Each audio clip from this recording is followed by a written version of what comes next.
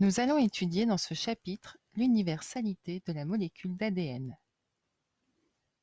L'information génétique des chromosomes est portée chez tous les êtres vivants par la même molécule, l'ADN. On dit pour cela qu'elle est universelle. Mais quelle est exactement sa forme? Eh bien, on la voit ici, c'est une double hélice où deux brins, le brin numéro 1 et le brin numéro 2, s'enroulent l'un autour de l'autre. Mais pour aller plus loin justement dans l'observation de cette structure, on représente souvent à plat la molécule d'ADN, comme si on l'avait désenroulée.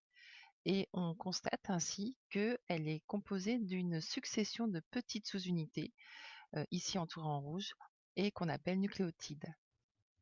Chaque nucléotide est composé d'un sucre, le désoxyribose, d'un groupement phosphate et d'une base azotée. Ces dernières sont de 4 types, A, T, G et C. On les représente par des formes et des couleurs différentes. On remarque tout de suite ici que certaines formes sont complémentaires. En effet, la disposition des nucléotides suit une règle. On trouve toujours le nucléotide A associé au nucléotide T et C associé toujours à G, et inversement bien sûr. La séquence des nucléotides correspond à l'enchaînement des nucléotides sur un brin de la molécule d'ADN. Pour cela, on écrit de façon linéaire en notant par une lettre le nucléotide. On peut noter en dessous la séquence du brin numéro 2 par la complémentarité vue précédemment. On a vu que la molécule d'ADN a bien une structure et une composition particulières.